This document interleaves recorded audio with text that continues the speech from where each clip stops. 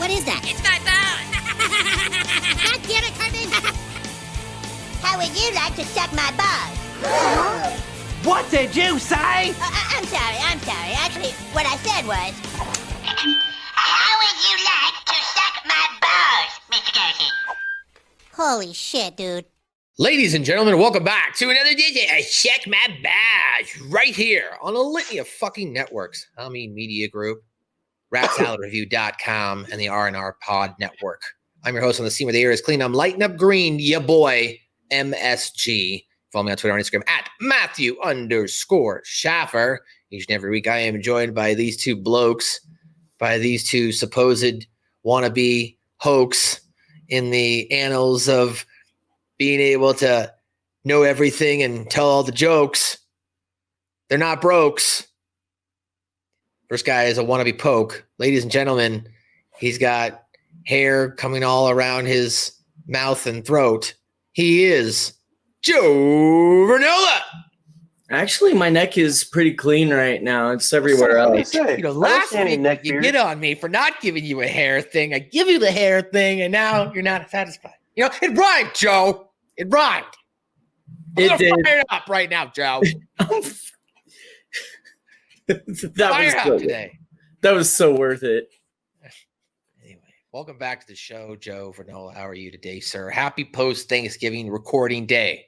Happy post-Thanksgiving recording day to you as well. It's good to see you once more, which I'll get into here in just a moment. But we have to introduce this other guy, this guy who's making obscene gestures in the background here as he smokes on his corncob pipe. Ladies and gentlemen, Ski Jackson. What's happening, boys? Happy We're back. Thanksgiving or belated Thanksgiving. Happy belated Thanksgiving. So, Scoop, I, on Thanksgiving, joined Joe Vernola. Joe invited me over for Thanksgiving. Nice. I hate you guys. So I went over to Joe's yesterday. You know, we're hanging out. I'll get there. I noticed that there's a Super Nintendo sitting in the living room, Scoop. So I was like, oh, can I check it out? And he's like, yeah. Joe's like, yeah, check the top drawer. So I'm looking through the games, bro. What do I stumble upon that I had to play after seeing it? Super Mario World. So I was like, oh, we got to pop this in right now. So I popped this in. That's the one where you can you go to the different worlds, right? Super Mario World? Yeah, where you get to go in the tunnels and you go to different worlds.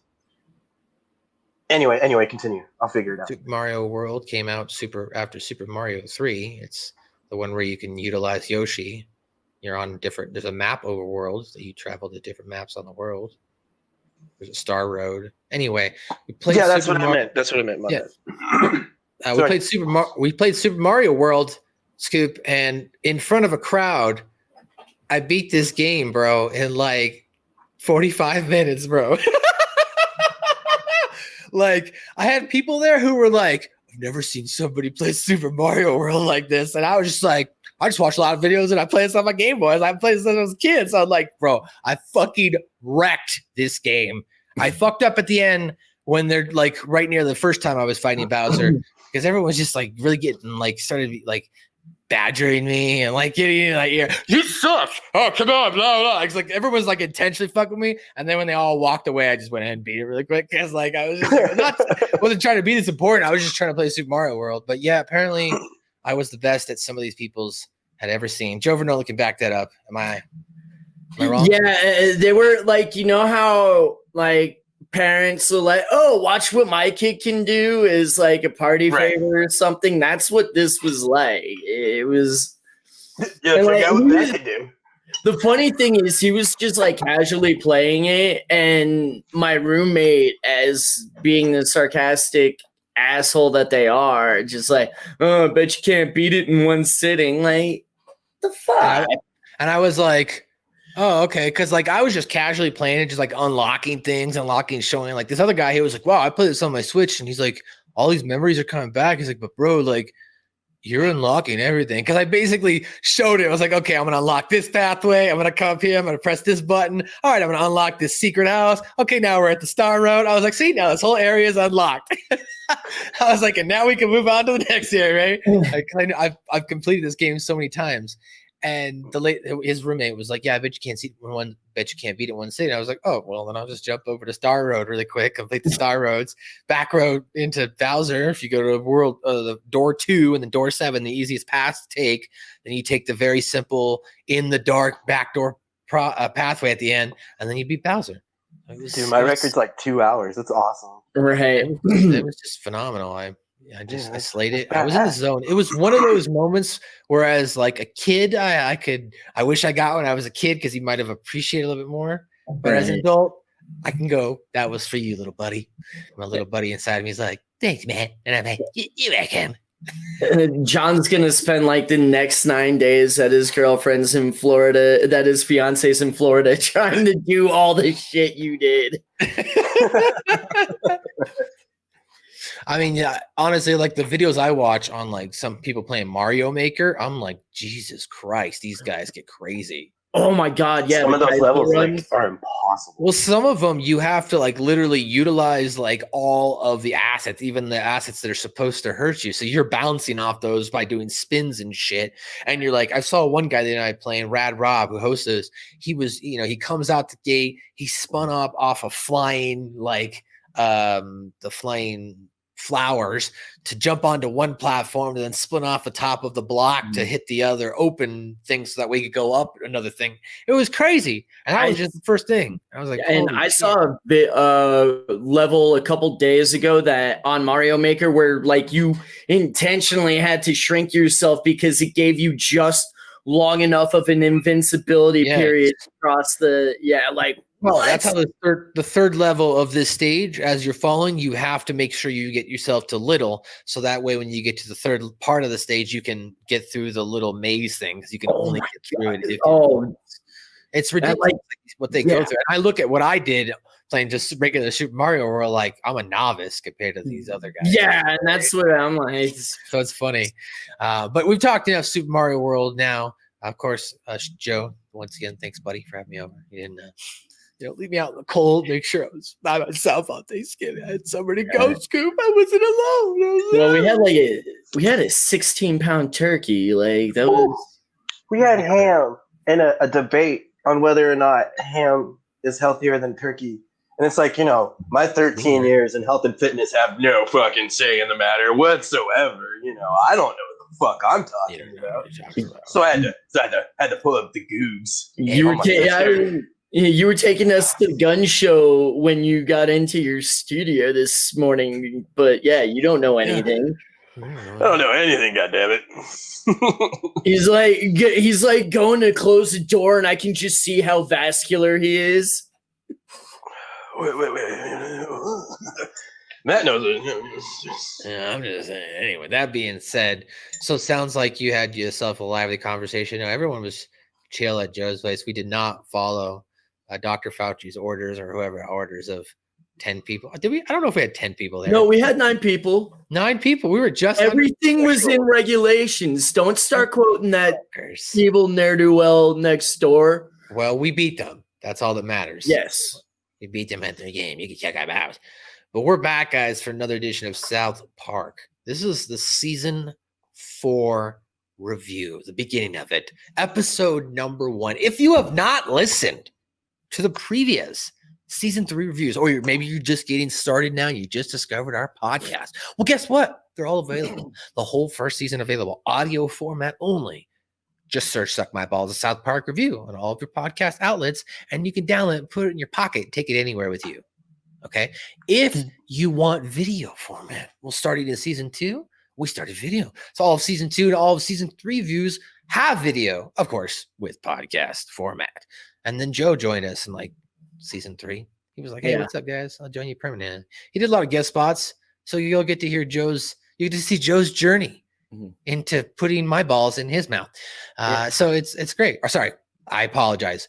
putting mine and scoops balls into your mouth. I should be correct. So I should my bad. His are salty, his are vinegary. Yeah, anyway, for those not watching on video, mine's are salty. Let's get into the season 4 beginning. The season 4 episode number 1. And I am a little salty this morning, as these boys can attest. I've worked all night, a little cranky, and I'm like, can we just start this podcast? I'm a little cranky. I'm sorry. Okay. I would be too if I had to watch Dallas television for an evening. No, I got shifted. I got lucky. I ended up watching Denver last night. Oh, nice. So it wasn't that bad. But the Tooth Fairy episode, or as the actual title of the episode, which I didn't even know, it's called the Tooth Fairy Tats. Now, I knew about the number, but we'll get to that in a second. But the Tooth Fairy Tats is the name of the episode. So it's called the Tooth Fairy Tats, quote unquote, number 2000. Now, I'm going to go ahead and spoil this and tell you why it's called 2000. This was going to be a section of our trivia or pop culture. But the reason why it's called 2000 is at that point in time, everybody was naming their shows 2000. That's right. I remember. This was a fucking stab at that. For the first 4 episodes, if you look at it, they'll all end with a 2000. Yeah. So they're making fun of that everybody was on that 2000 craze. So this is called the Tooth Fairy Tats 2000. Now, let's go ahead and start this off right away. Can someone tell me why the tats part is there? Did anybody get that? I was just going to ask the same thing because I don't know if I saw a single reference to tattoos in the entire episode. Yeah, and I don't it's like, unless like the Tooth Fairy Tats, like what does the Tooth Fairy do? Is it referring to the Tooth Fairies doing something? I don't know. Is it, hold on. Or is it like supposed to be like a play on the word tails, but instead of tails, it's tats? I don't know. I'm just thinking really outside the box here. But I really didn't find anything on that. I mean, I guess we could look up the word. What is there a Latin word for tats? Tats delicatessen. That's an East Coast deli, apparently. Well, when we finally get big enough to get Matt and Trey on here, we can ask them. Ooh, what if it's because Cartman uses tits? What if it's like tats? Tats. Oh, what if that's how they spell tits? That's a good point. And that's how they got around the censor or the network. So then that would be the Tooth Fairy's Tits 2000. You get tits. Okay. Good call, Scoop. That's why we're all here. Right. Like my Bow's podcast to figure it out together. We can work for a better tomorrow. We can work for a better today. Hand in hand, that you can see the future begins with you and me. So the Tooth Fairy Tats 2000 is the first episode of season 4 and the 49th overall episode of South Park. And it's, of course, our 52nd. It aired on April 5th, 2000. When Cartman discovers the Tooth Fairy is paying a premium price for lost teeth, he and the boys seize the opportunity to make some cash. They act as entrepreneurs and build a thriving business by appropriating teeth from the less fortunate. And, of course, when they attempt to expand their racket, they'll come face-to-face with the mob boss himself. But before we get there, the Tooth Fairy, the episode, if you will, starts off, Cartman's going to sleep. And he's, of course, going to be expecting some money from the Tooth Fairy. Now, when Cartman wakes up, he realizes that he's been visited, and the Tooth Fairy has left him $2. Something wonderful has happened. What is it, Snookums? Mom, look, the Tooth Fairy. I put a tooth under my pillow, and she gave me $2. She's only given me a lousy quarter before. Oh my, she must think that you are a very special little muffin. Yeah, this is so tits. He runs downstairs, initially tells his mom, and he's like, Mom, check it out. I got $2. And she's like, oh, well, the Tooth Fairy must have known that you were, a good boy, or you're a big boy, or whatever stupid phrasing was. And he's like, yeah, tits. So he runs out, he runs to the bus stop. We see all of our classic 3 other characters, Kyle, Kenny, Stan, hanging out. You guys, last night I put my money under my pillow, and the Tooth Fairy came, and she gave me $2. $2. Whoa. Normally when the Tooth Fairy comes, I only get, 50 cents. And then I like this next part. Cartman says, I have an idea that is totally tits. Totally what? Look, I don't know why the Tooth Fairy's being so cool to me. Maybe she's hot for me, I don't know. But if we all chip in with teeth, then I can hide them under my pillow, and we can get enough money to buy a SEGA Dreamcast. SEGA Dreamcast? You guys, look, I don't know what's going on. I don't know if the Tooth Fairy's hot for me or something. That's Such the a best good part. line to start off this fucking episode. Mhm. I don't know if the Tooth Fairy half of me, but if we put out the money under my pillow, we can get a Sega Dreamcast. A Sega Dreamcast, guys. Whoa! Sega Dreamcast. Now, as we kind of talked off air, and I wanted to save for here because I wanted to talk about it. Sega Dreamcast, you guys, came out in Japan '98 and came out in the United States '99. And it was a pretty popular console. Now, at this point, I had just gotten the console for Christmas. Like my dad got it for us because it came out in September. Lucky. Yeah, well, here's why though. This is how you do it. It came out in September, right? It was like either around October. We were at my dad's friend's house, Eric, rest in peace. We were at his house, and Eric had a Dreamcast, and we were playing NBA 2K. And when you played that game, when you make the shift from PlayStation to that, my dad was like, "Whoa!" And I basically bothered him after that. And I was like, "Dad, you can get a Dreamcast, and you can play basketball too." So he eventually got us a Dreamcast. But I didn't get that Dreamcast. Did I say I got it for Christmas? Mhm. Yeah. Okay. I think I got it for Christmas. That was definitely because I didn't get more games until my birthday, which was in March. I think we got NBA 2K. I think that was the only game I had for 3 months. But yeah, we had that game. So Dreamcast, unfortunately, ended up being the death of Sega. I mean, realistically, it started with the Saturn, and that's because Sega set at a way too high of price and also rushed it out. Because if they had just stayed on their schedule and not rushed out the console, even at a $399 price, it might still been able to thrive in the market itself if the developers had enough time to push content out for them and create a great launch. You know what I mean? So who knows? But I enjoyed my Dreamcast because I had one, and I'm enjoying my Sega Saturn now. Scoop, did you have a Dreamcast eventually at all? No, me and my dad, I tried to, same thing like you, I tried to convince my dad to get one because they had a baseball game. And you could totally tell who they were by their faces and everything at the time. It looked so dope. But then when I told him the price, he was like, "Oh." And next thing I know, I've got like a Super Nintendo or a fucking, that's when I think I got Xbox. It's interesting. Your dad went Xbox instead when it's realistically was probably about the same price. Because I want to say by Christmas time, the Dreamcast had dropped to $199, right? Yeah, but they didn't have any. They didn't have very many titles. They had like 13 or 14 games, maybe.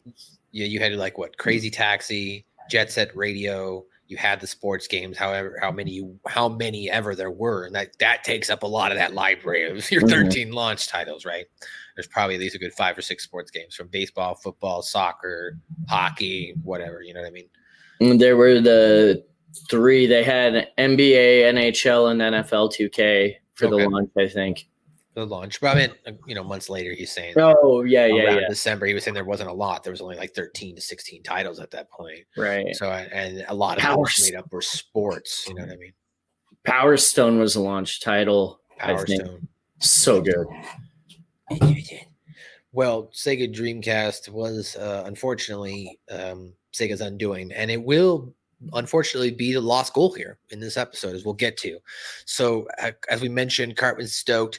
They come up with an idea that if they put the money under the pillow, as we mentioned, get a Sega Dreamcast, and they try to convince Cartman, they try to convince Kenny, come on, Kenny, because they basically kind of go around the horn, like, and Stan and Kai are like, well, I've lost all my baby teeth. And they look over at Kenny and they're like, come on, Kenny. And Cartman's like, come on, Kenny, don't you want to see the Dreamcast?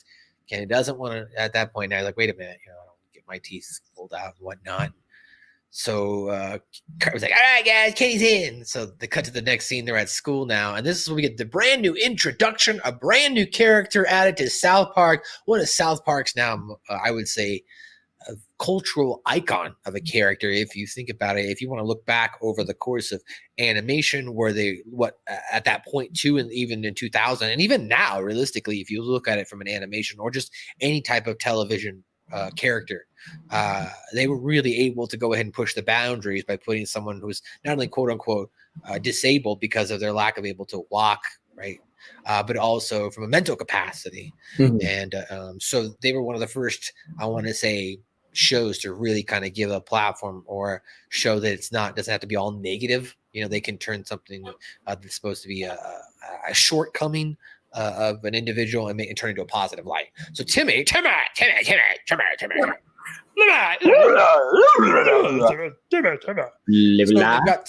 they devise this plan, guys, that Timmy is going to be tied to one end of the string, and the other end of the string it's going to be in Kenny's mouth. Because this always works. You know what I'm saying? Always, bro. Come on. Okay. Didn't your mom do the thing where she, tied a string to the end of your loose tooth and then slammed the door when you were a kid? No, I always just pulled mine out. Joe, did you ever get No. My parents never did that. So most of the teeth I lost got pulled out by a doctor while I was asleep, but the first one that was like actually pulled you out. Asleep? Would you go? It was like a medical surgery or something? Yeah. So it was like to make room for braces and crap because like my teeth just didn't want to come out. But like the first one I lost without having to like, do anything like that. I was losing teeth until like high school. It was weird. But you described that, I thought you were saying like you were like one day my mom took me to the dentist and she was like, remove his teeth, and they were like, no, put him under. It was you went to a fucking fancy dentist. No, it was like I had a loose tooth and it wouldn't come out, so my uncle just gives me a can of beer, says, here, drink some of this. I take a swig of it, and then he just fucking yanks the fucker out. This makes sense. Checks out. Mm-hmm. I noticed that, maybe it's just me, and maybe that's why they say don't pull it out.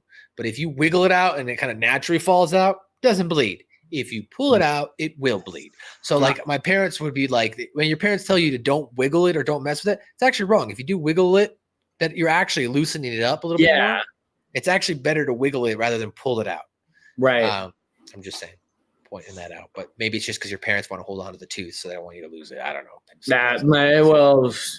My cousin was bragging about having lost his, and then as we're gonna find out, parents like to lie to us when we were kids here. So in this episode, after that, they are, as they continue on the playground, they are talking about, okay, Kenny, get ready, we're gonna do this. And the Butters shows up, hey guys, what are you guys doing?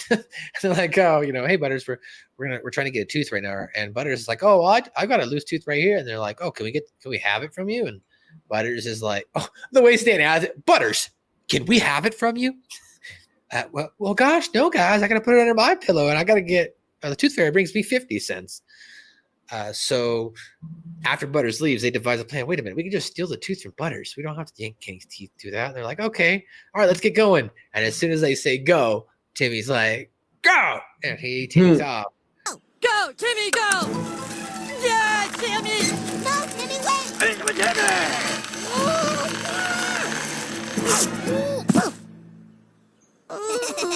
You guys, I can see Kenny's little pangling.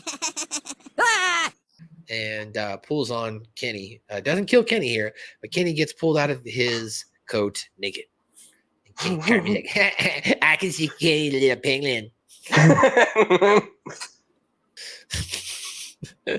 So at this point, that now they devise this plan, right?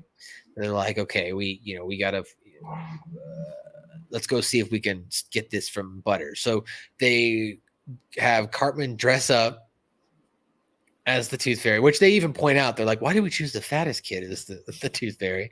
Because they have Cartman on a wooden, what's the word I'm looking for, Joe? What are they doing here to Cartman?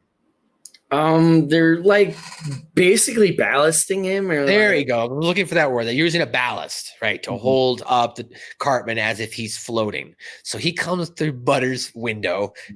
I am the Tooth Fairy. And Butters opens it. Oh, I'm sorry, Miss Fairy. I'll go back to bed. Do not open your eyes until morning, or else I will kick you in the nuts. Squaw in the nuts. Yes, ma'am. I will kick you in the nuts. Seriously. And then Butters, yes, ma'am. So he keeps his eye closed. And so they got the money. They got the tooth, put it back under Cartman's pillow. Cartman comes back. They say, you guys, did it work? $4. You guys, we're on our way to getting a SEGA Dreamcast. SEGA DREAMCAST. Yeah. So then, now it quickly cuts back over to Cartman's mom. Okay, so she calls the ADA or the dentist or whoever, either her dentist or a member of the dentist association. And she says, is it normal for my son to have lost, like, what is it, 100, 200? 115. 115 teeth? And Scoop, what did she say? Oh, yeah, that's the one he asked, is your son an alligator? Right, is your son And then he's like, well, I'm sorry, but I can't help you because the dental association's about to meet. It's like, why would you ask that question if you can't help? Is your son by chance an alligator? No. Your son wouldn't happen to be an alligator, would he? No? I see. Well, I'm afraid I can't help you right now. The American Dental Association convention is this week, but as soon as I get back, I'll look into it. Oh, thank you. Freebie next week. What? Maybe if by chance it was an alligator, he was going to help. Is that what it was? Maybe. Maybe if it was like, yes, my son is an alligator, well, then it's completely normal, ma'am. Oh, okay. Gotcha. Because I think it is normal for alligators and sharks to just have like rows of teeth like that. And then just like kind of snap off like twigs. Right. Well, he mentions, as Scoop said, I can't help you right now. I have to go to I have to go to a dental conference this weekend, but I'll be happy to take care of it or address it when I get back. Okay. Right. So it's at this point, we then go to Leanne, and she decides to come clean with Cartman, because what happens is Cartman walks in the room and he goes, "Ma, I think you said it right. The Tooth Fairy didn't leave me any money. Somebody call the police." And so she has to explain to him that the Tooth Fairy is not real. No. And Cartman's like, it's like, unfortunately, because of all the Tooth Fairy, she says, unfortunately, because all the teeth you lost, I've had to give you all my money, and now I don't have any money. We can't go grocery shopping for a whole month. And then Cartman's like, yeah, next thing you're going to tell me that the Easter Bunny and whatever, said Santa Claus aren't real. And then like she just goes quiet. And, oh, you're serious, mother? And you guys, let's get into some character breakdown here, okay? Because as you started to mention there, Scoop, Joe, Cartman kind of realized that he's been lied to here by his mom, and he's upset about it. Do you think this could have been the first crack in the armor, more so of Cartman's downfall and to rebellion here? Because at this point, I mean, he had outbursts, but he wasn't too bad, you know? You're serious? There really is no Tooth Fairy? No, honey. It's just... How could you lie to me, Mother? Lie right to my face. Oh, Eric, it's just part of being a child. How can I trust you? How can I trust anyone ever again, Mother? I guess that to make it in this life, I can only trust myself. Myself and Willikins Bear, of course. Eric, wait. No, Mother! No more lies! I don't know if this was like the first moment. The last straw is what I'm thinking. This is the last I was going to say, I think this was more the tipping point, the breaking point, like in Death Wish, where like Charles Bronson finally, that's enough, and that's when he starts like going on his killing spree. You know, his killing spree of revenge, because killing people is okay when it's in the name of revenge. Right.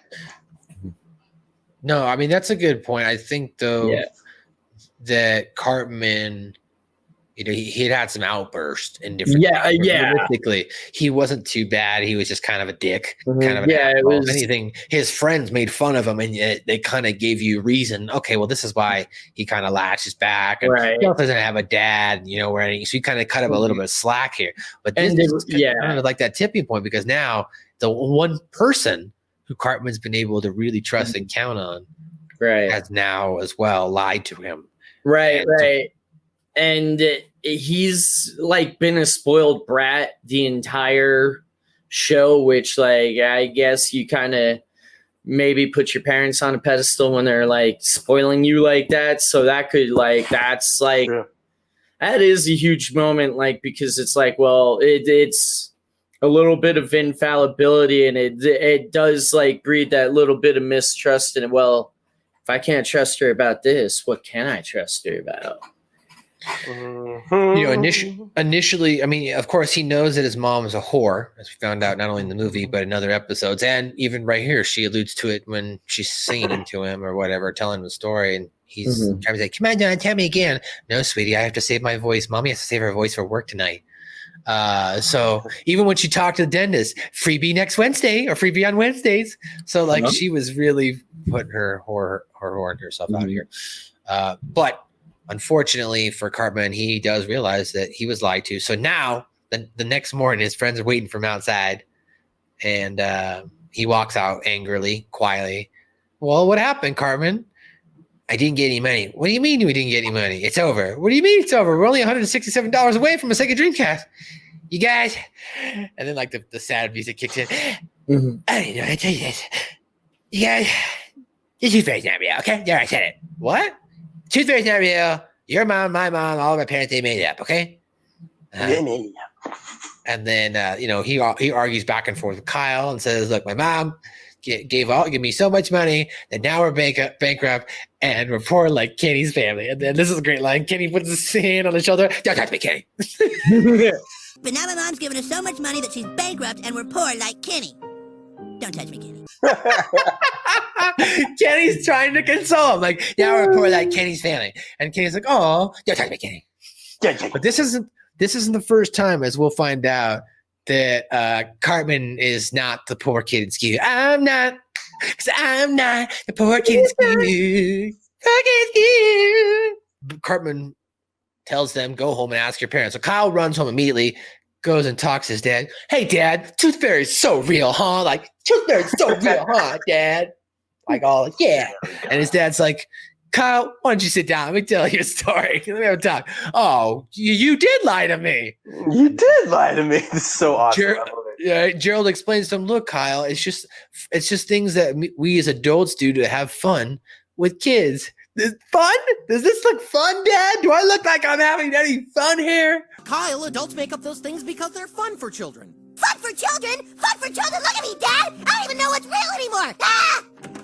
And I was like, good point. That's a great point here, because realistically, as a kid, I didn't really like being lied to. And I've said if I ever had kids, I wouldn't play the game. Now, I'm not going to like obligatory come out and be like, wait till they're old enough to understand words. By the way, all these things are fake. Like, I'm not going to do that. But like, if they come home and ask me like point blank, I'm not going to be like, no, it's not true. Santa Claus is real. Like if a kid came home at 7 or 8, if I had a kid and they came up and asked me that, I'd be like, well, Santa Claus was real, a real person. And every year we celebrate his memory, but nobody is actually coming down your chimney. But don't tell your friends because they like magic and you don't want to be the spoiler of magic, do you? Like you got to do it something like that, right? But you got to at least explain to the kid, like, he's not real. Like no one's coming down your chimney. Come on. Like, and there's no Easter bunny. There's no fairy in the middle of the night. Like you gotta level with the kids. If you treat the kid with respect, then the kid will respect you when they're an adult. Atlantis isn't real. At least that's how I felt, because my dad never really like treated me like with kid gloves on. Like he talked to me, and now as an adult, I appreciate him even more because my dad never like bullshitted me like that. Then again, like he never told me lies. But when I did come home that one day and ask him, "Hey, is Santa Claus real?" He was like, that's the story he told me. Hey, well, he was real at one point in time. There was a person named Chris Kringle. We don't have any historical evidence that he had reindeer and was able to fly. He was a toy maker, and he did give out to children in his town, and they've taken that story, and now we celebrate it. So that was the kind of story I was told as a kid. And then my dad said, but hey, if you go to school and tell your friends that Santa Claus is not real, they might A, be mad that you told them that ruined, and B, now they're mad at you. You don't have any friends. And once your dad tells you that you don't have any friends, you're like, okay, I'm just not going to say anything. I was kind of told the same thing a little bit. Right. Or I've heard other parents tell them, well, now that you know, you have to be in on the secret too. Right. You know what I mean? Or you're the guardian now of the Christmas spirit. Yeah. Carry on the torch. You're part of the club. Well, they're instant. They're instant. You have spoken the red of chaos. Anyway. Back into the end. You guys, I told you the meat crowd was a bad word. You spoke in the word of the swear. You spoke in one of the deadly words of the curse. So back to this episode. So Kyle's pissed. Now he runs away. Now Kyle, and we'll get into this now because Kyle starts having to begins his own subplot here as he's searching for his own existence. He starts to question his own existence throughout the episode. And I'm just going to kind of allude to it here because it does it 2 or 3 times. And I don't want to break off from the other scenes what things that are going on. But, he's reading different books. Am I real? What if I'm not even real? What if I'm just an idea in someone's mind? Like fucking, Kyle really gets into like the meta of the mind and how we are all as chemicals and conscious, if you will, and that these are bodies. I mean, here's what we all have to believe. Okay, whether you believe in God or not, you have to believe, because if you believe in God, then you just believe that your soul is what makes up inside your body, right? If you don't believe if you don't believe in God, you think it's it's a made up of chemicals and energy molecules, if you will, and the body is that vessel. So we can all agree that quote unquote is the body is the vessel, right? So in this instance here, Kyle is starting to come to that realization as well. What if I'm not real? What if everything is not, everything isn't real, and the conscious self? That's kind of what he gets into, what he learns about, like in his post monologue speech here at the end. But that's kind of what ends up happening with Kyle throughout this episode. He starts reading all these books on higher consciousness, stuff that my dad made me read. Like I've read.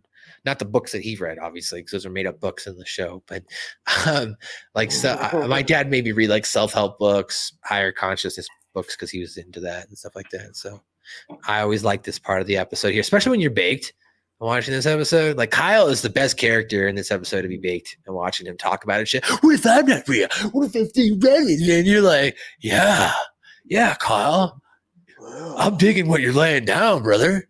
Right, brother. Lay it down on me, brother. Brother, make softly, brother.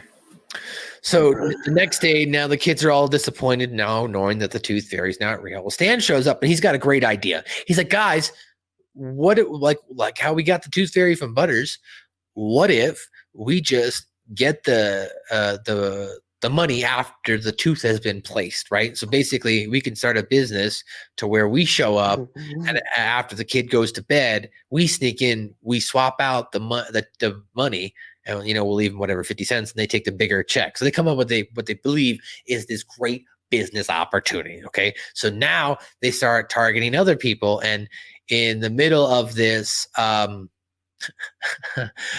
other people show up, another group of kids, and now you've got 2 Tooth Fairies on balances, and they're playing chicken, fighting each other.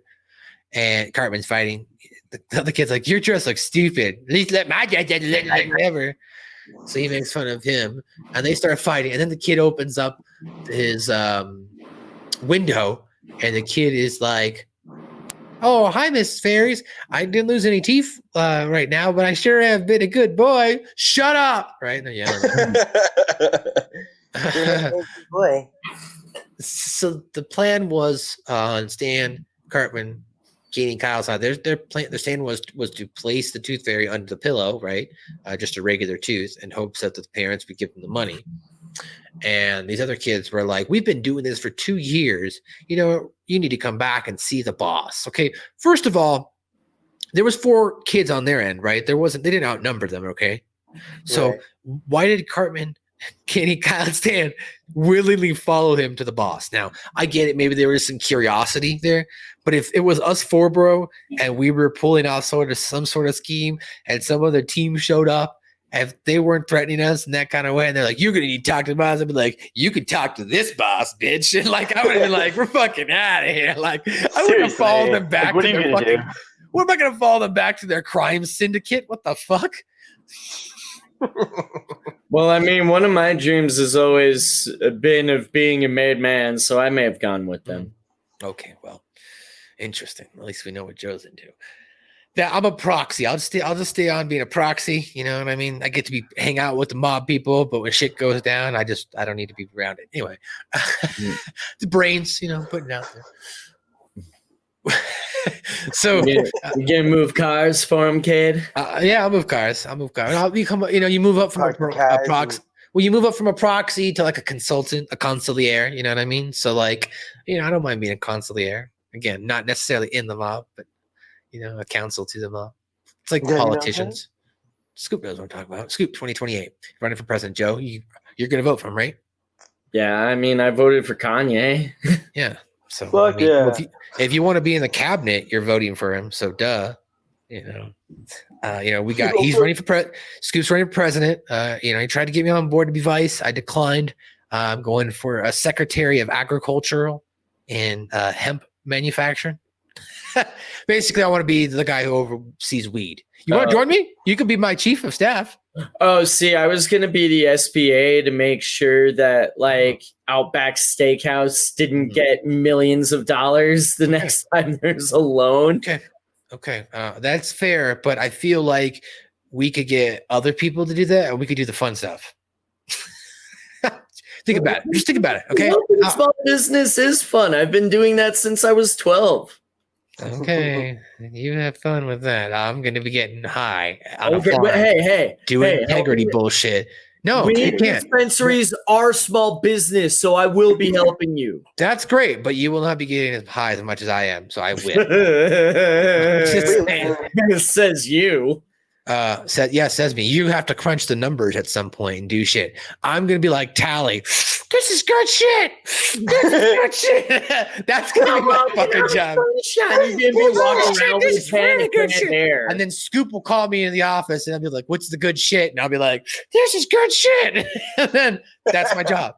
See? Like you're gonna walk around with integrity. I swear to God, if you start walking around with cans of air, I will send you to rehab. You will not get to see washcloth. Well, you know what? Scoop's going to legalize snow. So that's what's going to happen as well. That's okay. You need integrity now without the weed.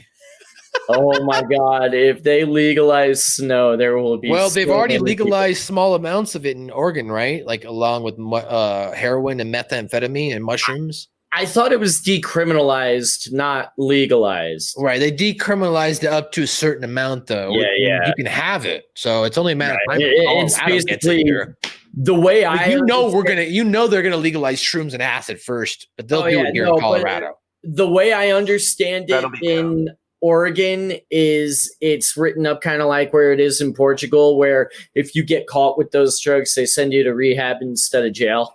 That's fine. You should do that. If you get caught with like heroin and meth, you probably should go to rehab. Yeah, I'd rather you go to the meth. If you get caught with a couple bumps of coke and you were like, "Hey, bro, I was going for a party," I don't think you should go to rehab for that.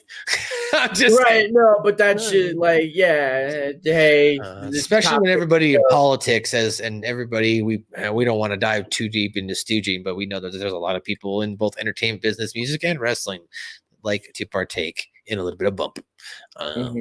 Get a little bump. So a little bit of bump. So now the boys, as we mentioned, they've elected to go back to the mob boss's lair, which apparently his name is Loogie, and he's an Italian mob boss. His parents own the spaghetti restaurant. Oh, my parents are out front, mister. We'll get into that later. But so he's like, my associates tell me that you were invading into my territory tonight. Does the whole mob boss voice. And how was that kid not in NAMBLA last season? Like, if there was anyone that had that Marlon Brando act down, it was little Loogie. NAMBLA is this season, and he actually is in there. We'll get to it. I think so. But he is. But NAMBLA is this season. We haven't gotten to NAMBLA. It's season 4. Oh, yeah. I'm watching everything at a border, and I'm stoned. That's actually part 1 that takes place of Mr. Garrison's 3-part arc in this season, where he comes out as a homosexual. Because in that episode, you want to be my friend? That's cool. We can hang out. Anyway, we'll get there in a few. I'm sorry. It's okay. So. They basically what ends up happening is Loogie breaks it down that his older brother did it before, and his older brother before him did it before, and they've been doing this Tooth Fairy Crime Syndicate. And he's like, let me ask you a question. Before you put the tooth in, how are you gonna tell the parents?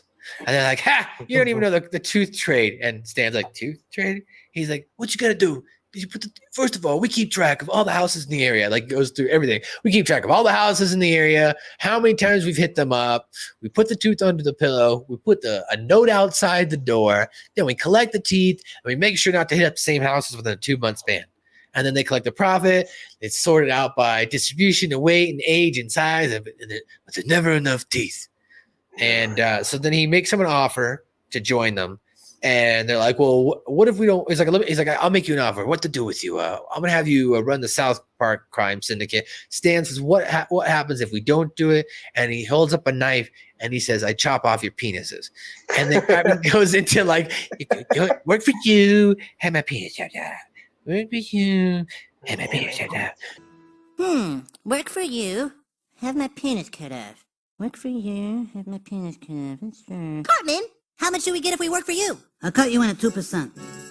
2%, have my penis cut off. 2%. We're in. And Stan's like, well, what's our cut? And he's like, I'll give you 2%. He's like, get 2%, have my penis cut off. Get 2%, have my penis cut off. Stan's like, oh, we'll do it. So they take over, and it's like immediately following that, now they're fucking loaded, right? They walk into school, they're wearing pimp outfits. Kenny's apparently, wearing a pimp suit. He's got a little cane and shit. They walk up to the chef in the cafeteria. Hey, chef, let me get 2 helpings of desserts. Well, children, the 2 helpings cost extra. Nowhere, keep the change. My lord, children, there's about $15 here. That's a big deal. There's about $15 here. Well, you for a kids third grader, that's a lot. I don't know. I was hustling. So I guess you're right. That is a lot. But I could hustle out $6 from a dozen donuts at that age, which I was doing. So then I bought day old for $2 from Albertsons. So that being said, the kids are told from chef, you're not doing drugs, are you? And they're like, no. They say it in like rhythm. There's a time and place for drugs, and it's called college. So, and then he's like, let me sing you a little bit of song about drugs, which has nothing to do with drugs. We'll play here for you on the podcast. We can't play for you on YouTube. It has nothing to do about drugs. It just has to do about chef wanting to have sex with little Yolanda. When I get out big and strong, I'll put my thing on ling along. So he basically talks about wanting to have but it's funny because these kids walk up down the street, they're like, hey, you want to try some weed or dope? And then he breaks out into a song, and even the kids are like, what the hell's going on? As chef singing to them as a kid. And then eventually Stan and them have to yell at him, chef, look, we're not doing drugs. All right, well, children, no matter what, like they always say, money can't bring you happiness, but yeah, never mind. I don't know. I was like, that's true. That's true.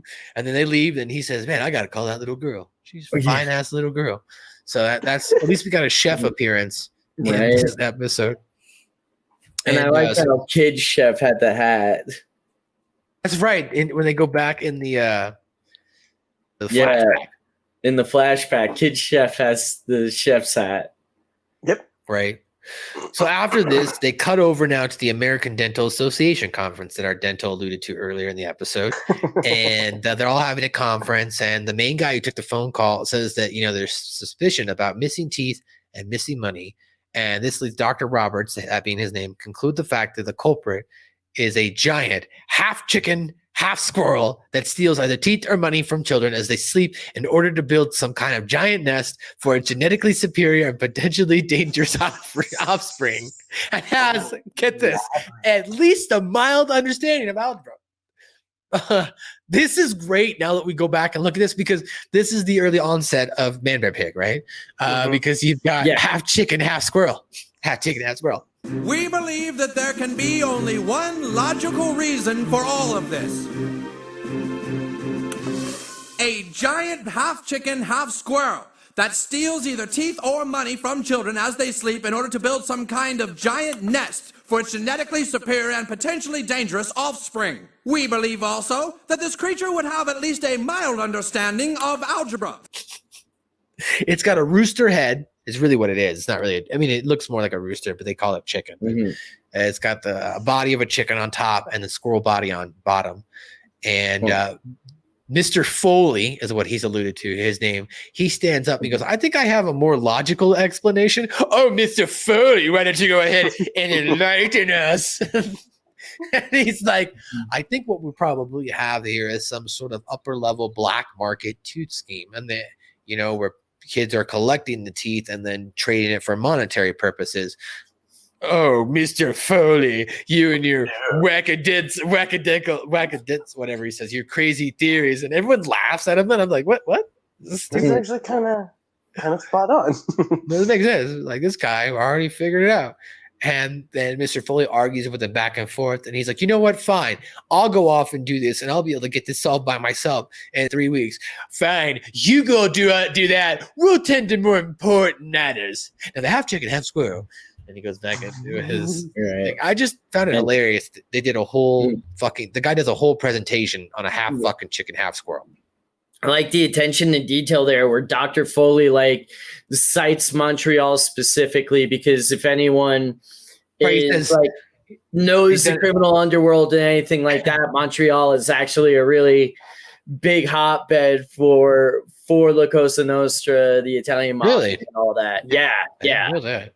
If you look up the death of Dino Bravo, that was all dealings with the mob. Oh, that's right. That was a great Vice special. You're right. Yeah, it was. Yeah, it was. It was really good. But basically, to clear that up, what the dentist guy, as you referred to, I forgot that line. He does mention, he goes, I've seen this happen before. And Dr. Roberts goes, where? He goes, in Montreal. He goes, and where, pray tell, is this Montreal you speak of? It's so funny. I was like, Quebec, Canada? I'm thinking, everyone knows that. Come on, like Canada. We know that. We just saw the Canadians. Alabama. the Canadians. So the boys, he walks off. Mr. Foley walks off after being laughed out of the room. So now Cartman and the boys decide, with all the money they've made, they're still in the cafeteria, right? After getting the double thing of food and desserts. They decide, why do we have to continue cutting in loogie? Come on, guys. We can do this ourselves. Why do we have to keep cutting in loogie? We can just keep raking all the cash. And Stan's like, we'll do, because Loogie will kick our asses. And Kyle's like, I'm not afraid of that little bitch. And Kyle, of course, as we mentioned, still going off about his existential crisis. He's still continuing down that mindset. And then now Mr. Foley has concocted a way to entice the black market scheme. So what it cuts to is a news segment, right? And the news segment does a story on a child who's dying and needs money for an operation. And they ask the kid, how much money do you need, Billy? And the kid's like, I said it. Speak up, Billy. How much money do you need? $600. Well, I have a feeling that tonight, if you put your tooth under your pillow, you're going to get $600. And the parents are like, he is? And then behind the kid, he gives him the $600 to the parents. Yep, $600. So right at the end of the news story, which it's a setup when they say, I just want to remind you that Billy's over at Crestview Apartments located off of blah, blah, blah, blah, right? So basically tells them where the kid lives. And it ends with the 88 people being like, got it. Okay, you think that'll work? They're like, it's sure to work. Then we immediately cut over now to Cartman holding a martini glass, sitting in a hot tub, excited about trying to get this $600. Where the fuck was his Dreamcast? Where the fuck was his Dreamcast? He had higher priorities, man. Hot tub. Where the fuck? Dude. No, the whole priority of this whole thing was the Dreamcast. And he didn't even get. Now they have the opportunity now with the 600. Look, when you're going out and you're about to make your first high purchase, okay, after getting some money, it should have been a Dreamcast. They bought the clothes. How do I know it's his hot tub? Because it was in his living room. It was in his. It was in his living room. Oh shit! That was his hot tub. Man, well, they never got. He doesn't get to say your Dreamcast. Cartman's like, we got to get. Yeah, show tits. That's Cartman's big word of this episode as well. He says tits, tit, tit, tit, or tats, or tats. I guess it's how it was spelled. Tats. Yeah, show tat. So yes, Cartman devises a scheme that they're going to get this money, and they go out into the middle of the night, and while they're holding up Cartman this time, I'm jumping ahead here. After learning that they're going to break away, Loogie is pissed, so he sends his crew after. They snag Kenny. They got Kenny on a bridge, and they're like, so they call up Cartman, and they're like, if you don't give us the money or cut us in, we're gonna kill your friend. Kenny's not afraid of you. And he hangs up. they have Kenny cemented, or in a cinder block, if you will, cement. Throw him into Plaid Lake or Plaid River, whatever it's called, and it's like barren, so Kenny doesn't drown. He just sits there. So now without Kenny, it's Stan and Kyle who are holding up Cartman now, trying to get the $600. Well, Kyle's still having his mental breakdown, its existential crisis. He disappears. He fades away into reality. So Stan now losing control of Cartman. Cartman does get the money, but the trap was set to when whoever touched the pillow, an alarm went off. As that's going on, Loogie and his crew show up. And they start to, confront them. Cartman touches the pillow. Boom, the ADA people show up, and then they're like, see, I told you, these kids, there's a black market. You're done. It's over. And then the Loogie's pissed. What? Can't believe I didn't see this. And then all of a sudden, Kyle shows up. I am everywhere, and I am everything. Having one of those. Everything and nothing. I'm everything and nothing, fading in and out of the screen. He starts warping the very existence of time around them. All of a sudden, I'm assuming he creates the existence of half chicken, half squirrel, because the half chicken, half squirrel attacks, and then Dr. Robbins goes, see, I told you he was real. I'm still just trying to wonder, how Kyle knew that that's what they were thinking, or if he just pulled that into existence as well himself. Well, I think he pulled that into existence. At that point, he became everything, and he is nothing, right? So he knew he probably had to encompass all the thoughts and minds of the energy around them, so therefore he could bring it into existence. Fair enough. So after doing that, he scares everybody off. He comes back into normal. He goes, whoa, dude, that was weird. And then Loogie's kind of pissed that he gets taken advantage of. He's like, I can't believe I didn't see it. I fell for this stupid trick. And Cartman's like, yeah, don't be stuff out here. I'm parents lie to the kids all the time. And so eventually Loogie says, you know what? I kind of wanted to try out for the baseball team anyway. So he's like, yeah, I'm done. And Stan's like, oh, so you're not going to beat us up? He's like, yeah, no, I'm fine. I'm done with the tooth racket. So just like that, walks away. Right. So now Billy, of course, is saved as he discovers a tooth fairy under his bed and happily takes it to his parents. So Billy doesn't die. And then later we cut to the credits here as the end of the show ends with Kenny trying to hop away out of the river on the cinder block, but then he lands in a deep spot and inevitably drowns. And then Timmy strolls by on the bridge, yells out, Timmy! So that is how the episode ends. Scoop, why don't you take us into some of our trivia? We'll go into what did Kenny say last. Let's go into trivia. All right. So this episode marks the first appearance of Timmy Birch. His very existence was brought into question by Comedy Central as they feared bad publicity with the handicapped kid on the show.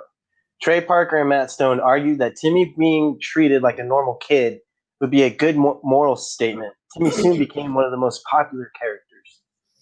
Right. They were right. Timmy Birch may also be a member of the Tooth Trade, as he was in one of the scenes when Loogie explained the Tooth Trade dressed as the Tooth Fairy. It was great. He was being held out and his little chair was under him.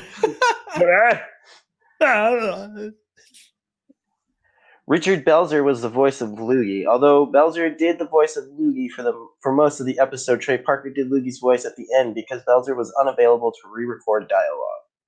Who was Richard Belzer? He's from Law and Order, like the original one. He's the older dude with like the kind of gray hair, and I mean, it's one of those things that you'll know him when you see him. Okay. If you Google it, you'll be, oh, that dude from Law and Order. Mm-hmm. Because that's like literally the only thing he did of noteworthiness that I can think of. Okay. So the equations shown at the ADA meeting are arbitrary and are not mathematically correct. The guy that's half balding, is that Richard Belzer? Mustache, No, half no. The balding. guy that's half balding is the one that became the senator Okay. in real life. Go ahead. He's the one with like the longer, wavier hair. That's like kind of salt and peppery, and then yeah. He's got the big ass ears and the little glasses. Yeah. Fourth wall, Cartman yells, camera left, when Kyle, Stan, and Kenny move him to the left with the pole. Kenny is shown without his hood for the first time on TV run. Previously, he had been seen unhooded in South Park Bigger, Longer, and Uncut. But that was just with the hood pulled back. I want to go back really quick, by the way. That was that line about the trivia is, you should clarify, there was a point where Cartman broke the fourth wall to the audience. As Stan, Kyle, and Kenny are holding him up, he says, go left, and they go to their left. No, camera left. That was the instance. I just wanted to make sure we get that across. Sorry, go ahead. This is the first of 4 episodes whose title ends in 2000. The title parodies the titles of many TV shows which also ended in 2000 that aired the year 2000. When Cartman picks up his jacket at the beginning of the episode, he still has pajama trousers on it. After that, at the bus stop, he has his brown trousers on it. In this episode, the Mega Man dolls make a second appearance since Damien as decals on a bedroom window. I saw that. That was cool. When Cartman is in the hot tub after seeing the news broadcast in the background, Cartman's dolls, Polly Pissy Pants, Rumper Kumpskin, and Peter Panda are present. When Loogie tells Cartman that they have his pal, Cartman says, Kenny isn't afraid of you. Peter Panda! That's what it is. Peter Panda! Even though Loogie never said it was Kenny, it's possible that Cartman is aware of Kenny's deaths and in a rare moment of intelligence guesses correctly that it is Kenny since Loogie says he's about to kill him. Right. I was trying, like, how does he know it's Kenny? Is that just like a great assumption? One of Loogie's boys sounds like the Underpants Gnomes from Gnomes. In a polished dub, the Dreamcast reference were changed to PlayStation because no one in Poland knew what a Dreamcast was. I found that hysterical. Yeah, that is amazing. I told coworkers about that last night too. I was like, "Hey, did you guys know that Poland never got the Dreamcast? They didn't know what the Dreamcast was." And they were like, "That's it. That was the downfall of Sega. Yes, they couldn't get a goddamn Dreamcast in Poland, in Warsaw." That's haven't they been through enough? Damn it! You can't even give them a Dreamcast. That sounds like something crafty to say. Apparently, the Iron Curtain never came down in Poland if they still don't have a Dreamcast. Those commies. Those goddamn bastards. Surprisingly, Kenny survives having his tooth pulled out by Timmy's wheelchair, suffering extreme pain, and falling into the river, but still drowns later. Mm-hmm. Kenny is the second of the 4 boys to be seen naked. The 2 S1 bills that Cartman got from the Tooth Fairy both share the same serial number. I'm not going to read that whole freaking number. It's a bunch of digits. You know, you guys can see it. Yes. And then before the sting operation starts, one of Tom Foley's assistants impersonates a dumb guy in a manner just like Mimsy. If you notice, he's like, "I got a button. Which button is this?" Yep. And they're like all pissed at him. He's like, "Hey, there's always that dumb guy in the sting operations." And they're like, "Stupid." Last thing here, when Loogie is explaining to the boys how Tooth traded words the corpse of Kyle's grandma can be seen in the flashback. Did you notice that when they took the teeth, they took it from Kyle's grandma? Yeah, that poor corpse. All right, a couple pop culture things here. During Kyle's apotheosis scene, apotheosis scene. Kyle briefly appears in the form of Star Child from 2001: Space Odyssey. Yes. Yeah. There's that title shit. What? There's the title shit. 2001. Space Odyssey. Yeah. Exactly. Everything was doing 2000. The song used during Kyle's discorporation is a medley of 2 songs from the Primus album. Obviously, you could totally tell it's Primus. Pork Soda. The first part is from the title track. The second part is from the song Welcome to This World. The location of the fictional character Crestview Apartments mentioned in the newscast is a reference to a local radio advertisement for the Shane Company location in Greenwood Village, Colorado. It's so fucking annoying. Yeah. Shanko. Of Arapaho and we run those things so much on KDVR and KWGN here. The name of the dentist, Dr. Robert, could be a reference to a song by the Beatles, Dr. Robert, from the album Revolver. The character of Loogie references Marlon Brando's portrayal of Don Corleone in the Francis Ford Coppola's movie The Godfather. Coppola, whatever. I'm not in New York. Loogie comes on. I say everything West Coast style, bro. Loogie goes on a rant about wanting the boys and their families dead, as well as their houses burned down. This, of course, is a reference to the 1987 movie The Untouchables. I knew that. I want them dead. I want their families dead. I want houses burned to the ground.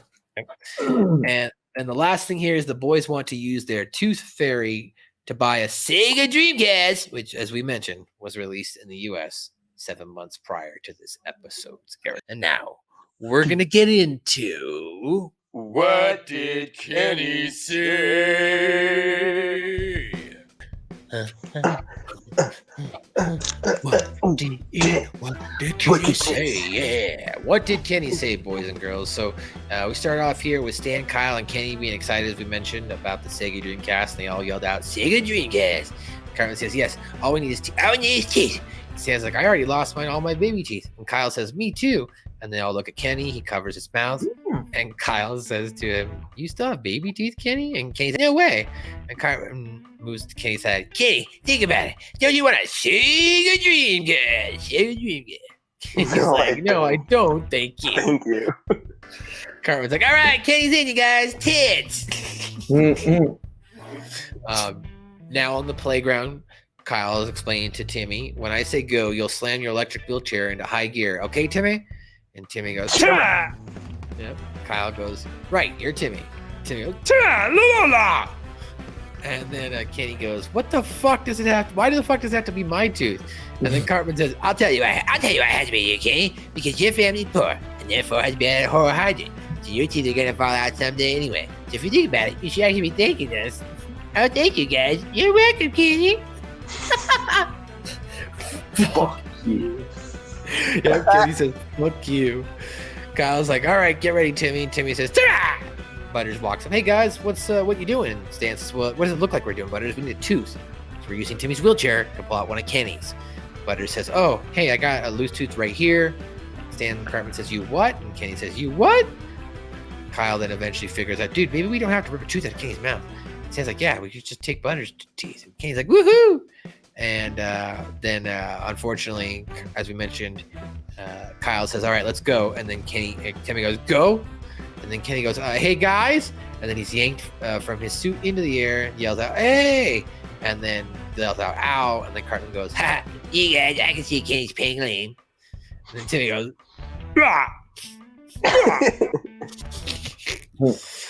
now, of course, Cartman, after getting the second tooth, $4. Dan says, oh my God, $4. Kenny says, oh my God.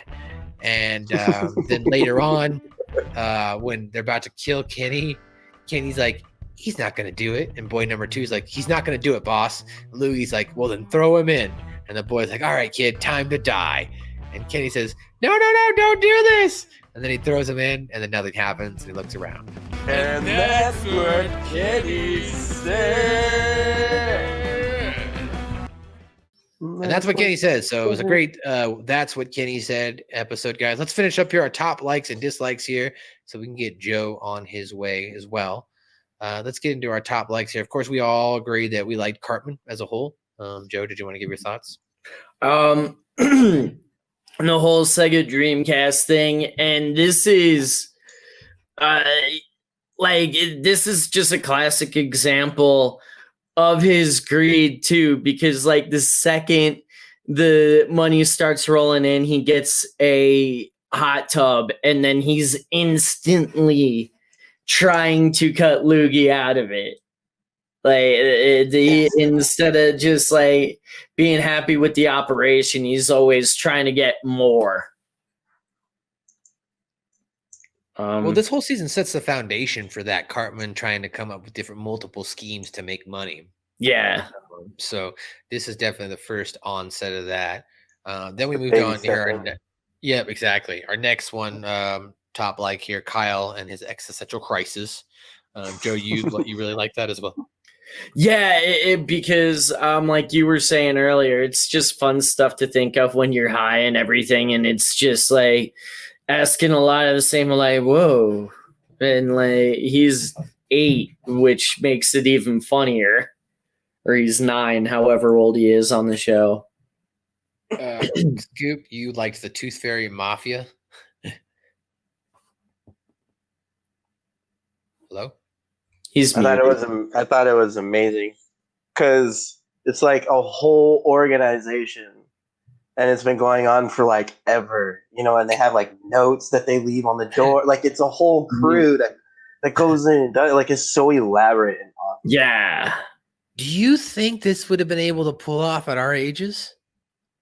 Like, could we have pulled this off? Now you can't with social media and all that bullshit. You can't do it. But do you think back then, when times were a little bit simpler, when my parents moved me to Montana when I was like 14, 15, people left their doors unlocked. You know what I mean? That's how type of a chill atmosphere was back in the early 2000s. Now, obviously, I'm fucking going on Amazon and I'm buying the fucking door stopper for my apartment. So that way you can't fucking walk in. You know what I mean? So like, do you think maybe back then you could have pulled off this type of scheme? Scoop, do you think you could have pulled this scheme off? For sure. If you get a crew of like 10, 11 homies, hell yeah. Get one dress up as a Tooth Fairy and go trick little kids. Fuck yeah, dude. Joe? Totally. Yeah. Joe, would you be willing to write some sort of wrestling segment where it involves a Tooth Fairy? Depending on the show, I could totally make a Tooth Fairy segment. I would love to. I'll be the Tooth Fairy. Well, then you gotta get your ass out here. You gotta get I'll be one scary Tooth Fairy. You would be. So Listen here, brother. I'm the Tooth Fairy, and I'm coming for you, goddamn. Well, I mean, was it The Rock or Vin Diesel? I don't think you can. I don't think you can get much scarier than The Rock's portrayal. Yeah, there you go. Next thing here I put down is I like the 88 dental people. I just thought they were ridiculous. They have a whole association, and they're all stupid, and except for one guy, but they all just have like this whole conference where they're all talking about how to fix things in the world. And that leads us to the next top, like the rooster or half chicken, half squirrel. It's just a ridiculous concept. The half chicken, half squirrel taking all the tooth and money to make a nest. They trying to make a nest egg. Then we got Timmy, which we all liked. We talked about a little bit. This was his first episode.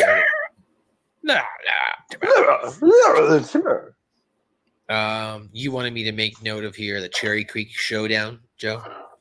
Oh, and now just the fact that like when both groups show up and they're arguing back and forth, neither group thinks to like let their dude down from the ballast. Like Stan and Kyle are still holding Cartman's fat ass up while arguing with the Mafia kids who are still holding there, and they're admittedly smarter because this kid looks far lighter than Cartman, but like they never think to let their Tooth Fairy down, neither group. And it's a nitpicky thing, but it's just really funny. Like you kids are idiots. Right. Yeah, that's true. And then the last thing here, you liked Scoop, Kenny being pulled out of his jumpsuit, his jacket. That's the first time we kind of see him out of it since the movie. That's true. You are right. You would think they would have shown it because at this point in time, the movie's already been out. Right. I mean, it's been out. Right. It came out. It would have came out midway through season 3. So maybe that's why they didn't show Kenny 2. That could have also maybe just hit DVD or something. Maybe they didn't want to ruin it. But still, I've already shown his face. You would have thought they would at least shown it here or shown it more because they really don't show too much of Kenny's face even after. Like the only time I want to say the next time we're going to see Kenny's face is Mr. Jefferson. When he puts the clear blanket over his head. Yeah. Like that's really the next time we're going to see Kenny's face. But that was Blanket. All right, guys, but you owe me. Shut up, dude. At least you're finally doing something. Can't even pull that out of his jumpsuit. And then the last thing, or the only thing I put at least that my top dislike was that they didn't get the goddamn Dreamcast. Didn't get a Sega Dreamcast. So Sega Dreamcast. All right, guys. Well, there you go. That's your full breakdown. Your what did Kenny say? Your trivia, your pop culture, your top likes, and that your full review of season 4, episode 1, the 49th episode overall, and our 52nd episode overall of Check My Bows. I'm your host of the scene where the air is clean. I'm lighting up green, ya boy, MSG. You can follow me on Twitter and Instagram at Matthew_Schaffer.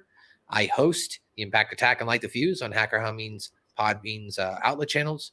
I edit the New Force Order podcast, which is up right now. And this week, on their 5th or 6th episode already, brand new show, the Star Trek Academy, got special guest, the Murder Hawk, Lance Archer, joins them on the Star Trek Academy podcast. So check out the graphic. I made him look like a Klingon warrior too. It's pretty cool. So that's the Star Trek the Star Trek Academy podcast, which is out right now on Humming Media Group platform. So just search Humming Media Group on all podcasts and you'll find it there. As well as don't forget to check out this Sunday's edition, or it should already be up by the time you're listening to this, of the R&R Pod Network's show, the RTW Rewind, will be on this Sunday as well. And his guest this week is Ben Hameen. So check out the RTW Rewind from last Sunday when you're listening to this and hear his interview with Ben Hameen. Joe, I know you're about to go. Where do the people, can they find you, or where can they hear your comments on classic professional wrestling? They can find that on Twitch every morning at 11 Mountain. And then it'll usually be on the front page, actually. That's nice. You're on the front page right now? Yeah. We got like 8,000 views on Wednesday. We got another couple thousand. Making front page. I mean, I know Ben and Russo are on it, but you're on the front page too. Oh, we actually we were Russo's lead-in on Wednesday. Oh, nice. Yeah. So that's good. That's good synergy for everybody. Good, nice job. Yeah. But so there's that. The Primo stuff. I believe Slave to the Deathmatch is free on Fight right now, so definitely check that out. And then, but yeah, I got a boogie, so I got that thing at 11. You got it, Joe. Well, thanks for stopping by. We'll see you next week, bud. Later, Joe. Skip, do you have any parting final words for today's edition of Check My Bows? Listen, remember, scoop before you talking about. Think about it. Time out. Check My Bows. That's it, guys. We'll see you next week on another edition of Check My Bows. Check him. Check My Bows. What is that? It's my bone! God damn it, Cartman! How would you like to suck my balls? What did you say? I'm sorry. Actually, what I said was... How would you like to suck my balls, Mr. Garrison? Holy shit, dude.